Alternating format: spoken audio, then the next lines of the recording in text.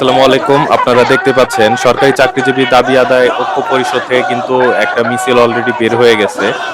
তো এটা হচ্ছে ভুখা মিছিল।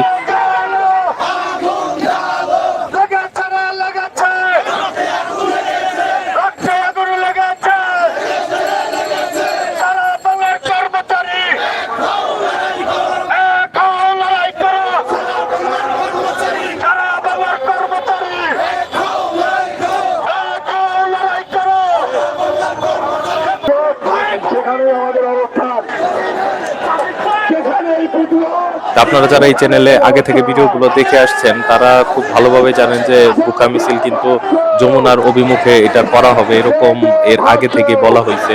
তো যেমন বলা তেমনি কাজ, সেই কাজ অনুযায়ী কিন্তু তারা ভুখা মিছিল নিয়ে অলরেডি বের হয়ে গেছে।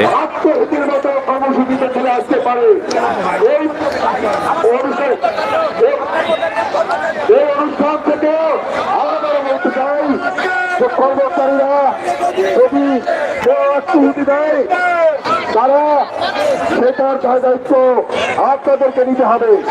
আমরা এখনো বলতে চাই, আমরা নির্বাচনমুখী দেশে একটি নির্বাচন হওয়া দরকার জরুরি ভিত্তিতে। আমরা এখনো নির্বাচনকে বাধাগ্রস্ত করার কোন সিদ্ধান্ত নেইনি।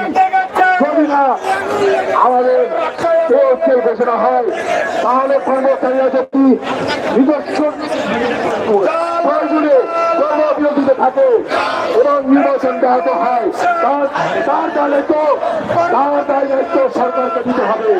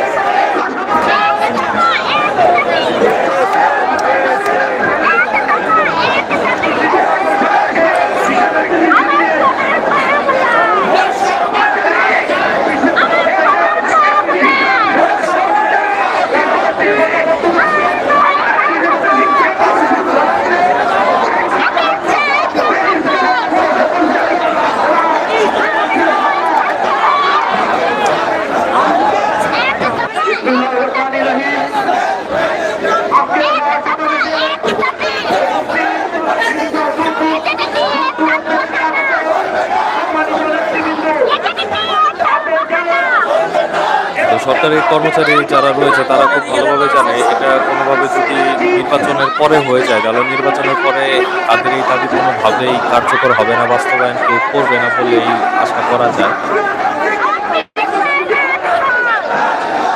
তাদের এই যৌক্তিক দাবিটা তীব্র থেকে তীব্রতর হচ্ছে এই নির্বাচনকে কেন্দ্র করে।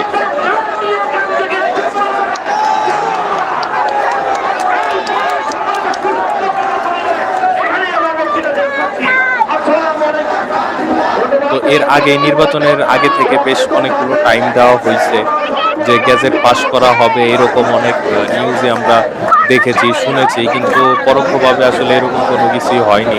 তো সরকারি কর্মচারী যারা দাবিটা তুলেছে তাদের যদি জানুয়ারি থেকে আংশিক কার্যকরও করা হতো তাও হয়তো তাদের আজকে রাস্তায় বের হতে হতো না। তো আপনারা জানেন গত 11 বছর যাবৎ সরকারি চাকরিজীবীরা কোনো নতুন পে স্কেল পাচ্ছে না। 11 বছর আগের যে বেতন কাঠামো সেই বেতন কাঠামোতেই তারা এখন পর্যন্ত চাকরিরত আছে, তারা চাকরি করছে।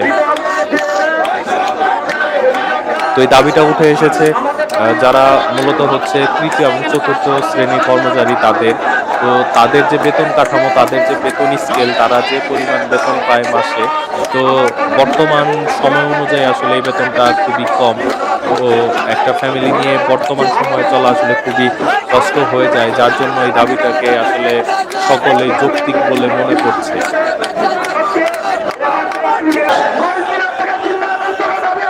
তো আপনারা দেখতে পাচ্ছেন এখানে কিন্তু বেশ অনেক মানুষ জমা হয়ে গেছে।